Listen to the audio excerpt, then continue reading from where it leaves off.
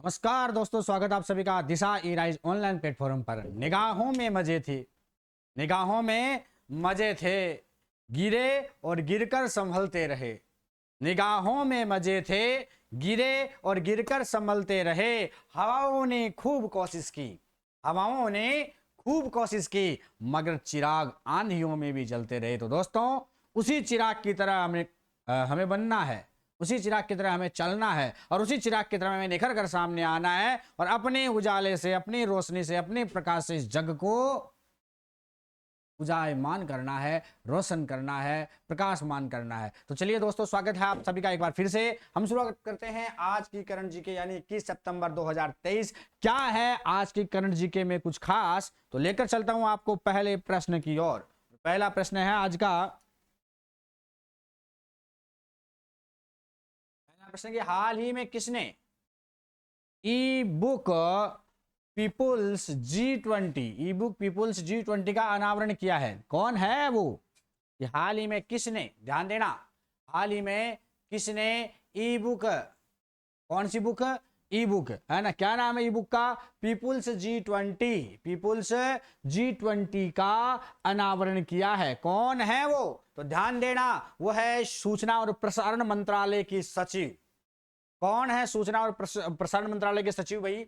अपूर्व चंद्रा। अपूर्व चंद्रा। और अपूर्व चंद्रा ने, सबसे खास बात ध्यान रखना कि जो G20 की जो अध्यक्षता हुई थी, है ना, नई दिल्ली में भारत की G20 में अध्यक्षता की गई थी और वहीं पर पीपुल्स G20 जो है उस पुस्तक का अनावरण किया, जैसा कि आगे है। तो G20 की अध्यक्षता भारत के पास थी और पीपुल्स G20 पुस्तक का अनावरण किया था किसने? सूचना एवं प्रसारण मंत्रालय के सचिव अपूर्व चंद्रा ने। तो सही आंसर क्या रहेगा भाई? अपूर्व चंद्रा ने पीपुल्स G20 पुस्तक का क्या किया था? अनावरण किया था। तो दोस्तों बने रहिए आप लगातार, है ना, अच्छे से अच्छे करंट जी के आप पढ़ने वाले हैं। तो चलिए नेक्स्ट अगले प्रश्न की ओर हम बढ़ते हैं। अगला प्रश्न है, किसे हिंदी समाचार पत्र सम्मेलन की अध्यक्ष बनाया गया है? कौन है जिसे हिंदी समाचार पत्र की, ध्यान देना, हिंदी समाचार पत्र की अध्यक्ष बनाया गया है? तो निश्चित रूप से जो कि जन मोर्चा जो हिंदी समाचार पत्र है उसकी संपादक हैं सुमन गुप्ता, और सुमन गुप्ता को बनाया गया है हिंदी समाचार पत्र सम्मेलन की अध्यक्ष। हिंदी समाचार पत्र की क्या बनाया गया मित्रों? अध्यक्ष बनाया गया है। क्या बनाया गया है? अध्यक्ष बनाया गया। तो याद रह जाएगा सभी को। बढ़े आगे, चलिए ठीक है। नेक्स्ट अगला प्रश्न है, मुख्यमंत्री भूपेंद्र पटेल द्वारा प्रधानमंत्री विश्वकर्मा योजना का लाभ कितने लोगों को मिलेगा? है ना, कि भाई प्रधानमंत्री विश्वकर्मा योजना का जो लाभ है ये कितने लोगों को मिलना है? तो खास बात है, गुजरात के मुख्यमंत्री हैं भूपेंद्र पटेल। मुख्यमंत्री भूपेंद्र पटेल कहाँ के मुख्यमंत्री हैं भाई? गुजरात के मुख्यमंत्री हैं। और साहब ये 20 लाख लोगों को, ध्यान रखना, प्रधानमंत्री विश्वकर्मा योजना जो है ना, ये पूरे देश में 20 लाख लोगों को इसका लाभ मिलेगा, ये भूपेंद्र पटेल ने बताया था। गुजरात में 2 लाख लोगों को इसका फायदा मिलने वाला है, लेकिन पूरे देश में 20 लाख लोगों को प्रधानमंत्री विश्वकर्मा योजना का क्या मिलने वाला है भाई? लाभ मिलने वाला है। क्या मिलने वाला है? लाभ मिलने वाला है। तो चलिए अगला प्रश्न है, चौथा प्रश्न आज का, कि खादी ग्रामोद्योग आयोग ने किसके लिए 3 समझौतों पर हस्ताक्षर किए हैं?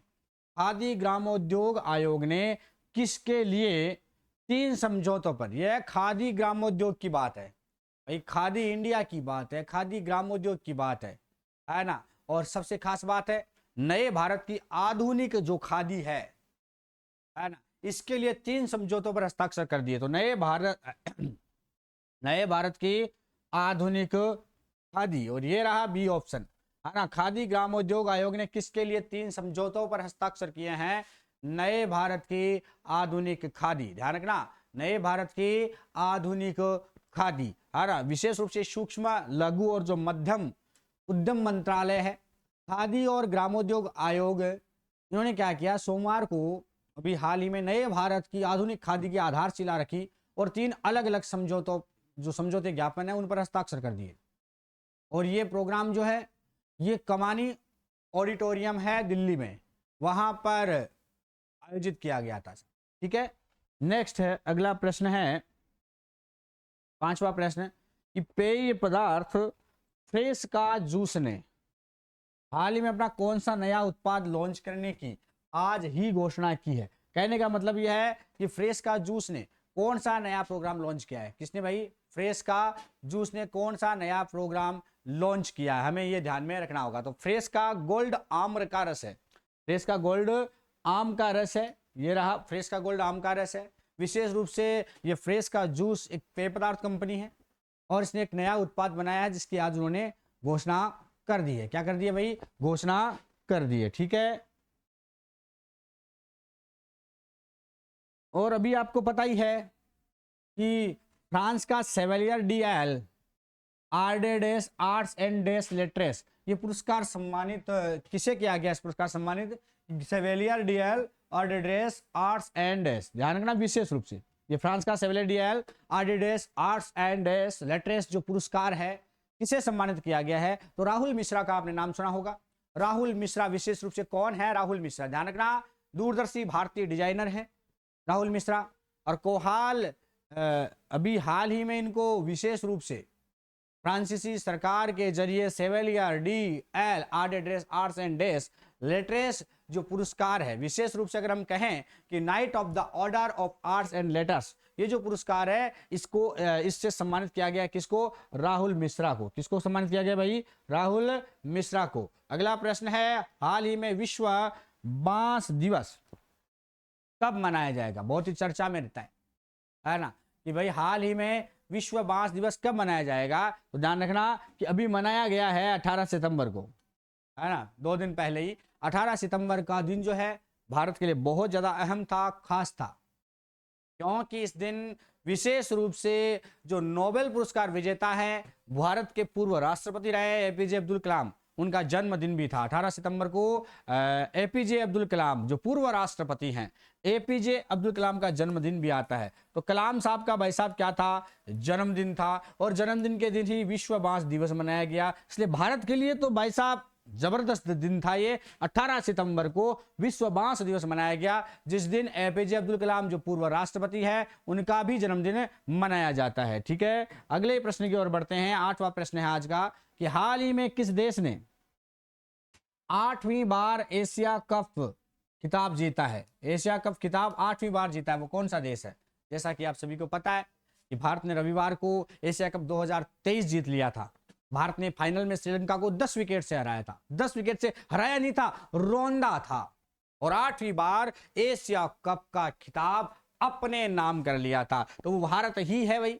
वो कौन है? भारत ही है जिसने 8वीं बार खिताब अपने नाम कर लिया। और 9वां प्रश्न है आज का कि हाल ही में कौन सी राज्य सरकार ने नमो 11 सूत्रीय कार्यक्रम लागू करेगी? ये कौन सी सरकार है? कौन सी सरकार है ना? विशेष रूप से याद रखना जिसके मुख्यमंत्री एकनाथ शिंदे हैं, है ना, विशेष करके ध्यान रखना। महाराष्ट्र के मुख्यमंत्री एकनाथ शिंदे हैं, जिन्होंने भाई साहब नरेंद्र मोदी के जन्मदिन के अवसर पर 11 सूत्री कार्यक्रम की घोषणा की थी, जिसका नाम रखा था नमो। और वो है महाराष्ट्र सरकार ऐसा करने वाली है। नरेंद्र मोदी के जन्मदिन के उपलक्ष्य में नमो 11 सूत्रीय कार्यक्रम लागू करने वाली सरकार कौन सी है? महाराष्ट्र की सरकार है। कौन सरकार है भाई? महाराष्ट्र की सरकार है। ठीक है, अगले प्रश्न की ओर हम बढ़ जाते हैं। वो है 10वां प्रश्न कि हाल ही में कहां पहली बार दिव्यांग जन का महाकुंभ आयोजित हुआ? दिव्यांग जन का महाकुंभ, और वो होगा भगवान शंकर की नगरी वाराणसी में। और वाराणसी में पहली बार ऐसा हो रहा है, दिव्यांग जन का महाकुंभ आयोजित हो रहा है। ध्यान रखना विशेष करके इसमें इस महाकुंभ में ये लगभग 10 दिवसीय मेला रहेगा। ये कला मेला है, आर्ट्स मेला एक तरह से, है ना। तो ध्यान रखना दिव्यांगजन महाकुंभ कहां आयोजित किया जा रहा है? वाराणसी में आयोजित किया जा रहा है। कहां पर आयोजित किया जा रहा है मित्रों? वाराणसी में आयोजित किया जा रहा है। विशेष आपको ध्यान में रखना होगा। ठीक है, रह जाएगा ध्यान में। चलिए नेक्स्ट हम बात करें अगले प्रश्न की ओर। 11वां प्रश्न है हाल ही में गीता मेहता का निधन हुआ है, वह कौन थी भाई? गीता मेहता, ध्यान रखना आपने पढ़ा होगा कि मुख्यमंत्री नवीन पटनायक की बहन कहां के मुख्यमंत्री हैं? फटाफट से आंसर दीजिए कमेंट बॉक्स में कि नवीन पटनायक किस राज्य के मुख्यमंत्री हैं। और ये नवीन पटनायक की बड़ी बहन है और प्रसिद्ध लेखिका है, वृत्त चित्र निर्माता है, विशेष रूप से एक पत्रकार भी हैं गीता मेहता। क्या है? प्रसिद्ध लेखिका है, वृत्त चित्र निर्माता है और पत्रकार भी है। समझ रहे हो, लेखिका भी है, पत्रकार भी है गीता मेहता। और इन्हें हाल ही में भाई साहब हाल ही में इनका निधन हो गया। गीता मेहता को क्या हो गया है, निधन हो गया। 80 वर्ष की उम्र में ये मतलब कि भगवान को प्यारी हो गई है। तो ये भाई कौन थी, ये प्रसिद्ध लेखिका विशेष रूप से। और यहां जो आंसर होगा, हालांकि ये पत्रकार भी हैं और लेखिका भी हैं, तो यहां दोनों ऑप्शन सही रहेंगे, पत्रकार भी है और लेखिका भी है। दो ऑप्शन दे दिए गलती से, तो ध्यान रखना कि लेखिका भी है और पत्रकार भी है। ये पत्रकार भी है और क्या है, लेखिका भी है, वृत्त चित्र निर्माता भी है ये। ठीक है, अगले प्रश्न की ओर हम बढ़ जाते हैं। जबरदस्त प्रश्न आएगा अगला, है ना। और ये कार्लोस सेंज का प्रश्न है। हाल ही में सिंगापुर ग्रैंड फिक्स 2023 किसने जीता है, कार्लोस सेंज ने। सिंगापुर ग्रैंड फिक्स 2023 किसने जीता है, कार्लोस सेंज ने जीता है। किसने जीता है भाई, कार्लोस सेंज। इतना ही नाम काफी है, आप अच्छे से याद कर सकते हो। ठीक है, नेक्स्ट हम बात करें आगे की ओर। तो अगला प्रश्न है कि हाल ही में कौन से राज्य सरकार अवशेष मुक्त बासमती चावल की खेती का पायलट प्रोजेक्ट शुरू करेगी। और देखो, बासमती चावल की खेती जो है वैसे तो पंजाब की फेमस है, और ये पंजाब सरकार ही ऐसा काम करने वाली है कि अवशेष मुक्त बासमती चावल। ध्यान रखना, पंजाब सरकार ने ये पायलट परियोजना शुरू की है, जिसके तहत जैविक खेती को बढ़ावा दिया जाएगा। कौन सी खेती को भाई, जैविक खेती को बढ़ावा दिया जाएगा। इसके लिए अमृतसर जिले में, कौन से, अमृतसर जिले में जो चौगावा ब्लॉक है, कौन सा ब्लॉक है भाई, चौगावा ब्लॉक है, वहां पर अवशेष मुक्त बासमती की खेती की जाएगी। यह पंजाब, ये कहां है, ध्यान, जैविक खेती को बढ़ावा देने के लिए पंजाब सरकार ऐसा कर रही है। नेक्स्ट अगले प्रश्न की ओर हम बढ़ जाते हैं फटाफट से। आपका समय नष्ट नहीं करते हुए सीधे सीधे हम फटाफट से प्रश्नों को, हाल ही में कहां स्थित शांति निकेतन को यूनेस्को ने अपनी विश्व धरोहर सूची में शामिल किया है। शांति निकेतन कहां है भाई, जिसे यूनेस्को ने विश्व धरोहर में शामिल कर लिया। यह है पश्चिम बंगाल के वीरभूमि जिले में, पश्चिम बंगाल के वीरभूमि जिले में है शांति निकेतन, जिसे यूनेस्को ने वर्ल्ड हेरिटेज की लिस्ट में शामिल किया है।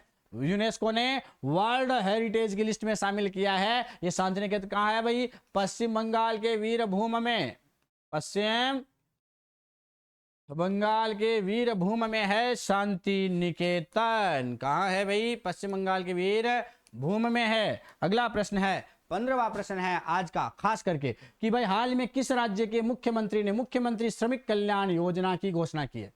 किस राज्य के मुख्यमंत्री ने मुख्यमंत्री श्रमिक कल्याण योजना की घोषणा की है भाई, तो ध्यान रखना, ऐसा करने वाला राज्य होगा अरुणाचल प्रदेश। अरुणाचल प्रदेश के जो मुख्यमंत्री हैं पेमा खांडू। कौन है अरुणाचल प्रदेश के मुख्यमंत्री, कौन है भाई, पेमा खांडू। ये नाम आप याद रखना कि अरुणाचल प्रदेश के मुख्यमंत्री हैं कौन, पेमा खांडू हैं। इन्होंने मुख्यमंत्री श्रमिक कल्याण योजना की घोषणा की है।